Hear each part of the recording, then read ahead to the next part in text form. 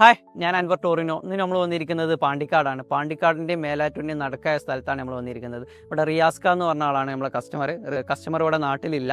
അതുകൊണ്ട് കസ്റ്റമർ സിസ്റ്ററിൻ്റെ എല്ലാ കാര്യങ്ങളും LPG കാര്യങ്ങളൊക്കെ ചെയ്തു. അതാണ് സിസ്റ്റർ നമുക്ക് എല്ലാ കാര്യങ്ങളും പറഞ്ഞു തരികയും കാര്യങ്ങളൊക്കെ ചെയ്തു. ഇവിടെ നമ്മൾ ഒരു 50ഓളം കാലാണ് നമ്മൾ ചെയ്യാൻ പോകുന്നത്. പരീക്ഷണാടിസ്ഥാനത്തിലായിട്ടാണ് നമ്മൾ ചെയ്തു കൊടുക്കുന്നത്.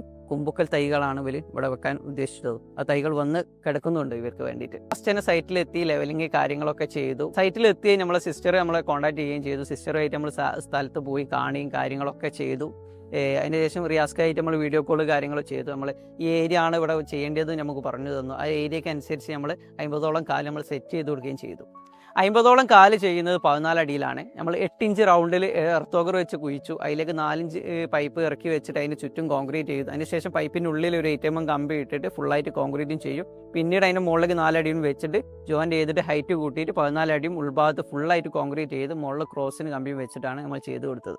നമുക്കിവിടെ കുയ്യെടുക്കാൻ വേണ്ടിയിട്ട് കുറച്ച് ഉറപ്പ് കാര്യങ്ങളൊക്കെ ഉണ്ടായിരുന്നു. നമ്മൾ കുറച്ച് ബിറ്റുകൊണ്ട് കുഴിച്ചു. പിന്നീട് നമ്മൾ എന്ത് ചെയ്തു, വെള്ളം ഒഴിച്ച് വെച്ചിട്ട് പിന്നീട് ഒരു 2 മണിക്കൂറിൻ്റെ ഗ്യാപ്പ് വെച്ചിട്ട് പിന്നീട് നമ്മൾ കുയ്യ എടുത്തിട്ട് പിന്നെയും ബിറ്റ് വെച്ചിട്ട് കുഴിച്ച് എടുത്തതാണ്.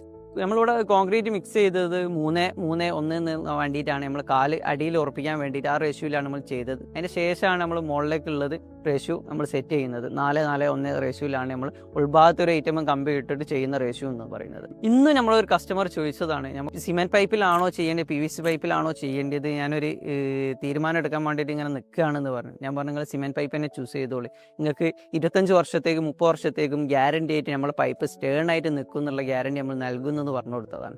അത് PVC പൈപ്പിൽ ആൾക്കാർ ചെയ്യുമ്പോൾ ലോങ് ടൈം ആയിട്ട് നിൽക്കുന്നില്ല. കുറേ കസ്റ്റമർ നമ്മളോട് തന്നെ കംപ്ലയിൻറ്റ് പറയുന്നുണ്ട്. ചെയ്താൽ PVC പൈപ്പിൽ ചെയ്ത ആൾക്കാർ കുറേ കസ്റ്റമർ നമ്മൾ വിളിച്ചിട്ട് നമ്മൾ സിമെൻറ്റ് പൈപ്പിൽ ചെയ്തു തരുമെന്ന് ചെയ്തിട്ടുണ്ട്.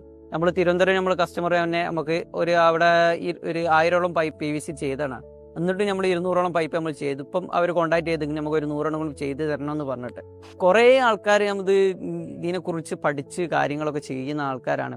ISROയിൽ വർക്ക് ചെയ്യുന്ന നമ്മൾ ശിവൻകുട്ടി സാറൊക്കെ നമ്മൾ കൂടുതലായിട്ട് പഠിച്ച് ഇതിൻ്റെ എത്രത്തോളം നമ്മൾ കാലത്തെ മുന്നോട്ട് കിട്ടും എന്നുള്ളത് മനസ്സിലാക്കിയിട്ടാണ് ശിവൻകുട്ടി സാറൊക്കെ നമ്മളിത് പൈപ്പ് ചൂസ് ചെയ്തതും. ഏറ്റവും കൂടുതൽ ആൾക്കാർ നമ്മളെ സിമെൻറ്റ് പൈപ്പിൽ വരുന്നത് പ്രൊഫഷണലായ ആൾക്കാരുകൾ മാത്രമാണ്. അതെന്താ പറയുക, ബാക്കിയുള്ളവർ ബഡ്ജറ്റ് നോക്കുമ്പോൾ ബഡ്ജറ്റിലും ചെറിയ മാറ്റമൊന്നുമില്ല. നമ്മൾ തന്നെയാണ് ലോ കോസ്റ്റിൽ നമ്മൾ ചെയ്യുന്നത്. എന്നാലും ആൾക്കാർക്ക് ഒരു കൺഫ്യൂഷനാണ്, സിമെൻറ്റ് പൈപ്പ് നിൽക്കുമോ ഇല്ല എന്നുള്ളത്. 100% നിൽക്കും. നിങ്ങൾ അതിൽ കാര്യത്തിൽ പേടിക്കേ വേണ്ട. PVC പൈപ്പ് അടിയിൽ മാത്രം കോൺക്രീറ്റ് ചെയ്യുന്നത് 1.5 അടിയിൽ.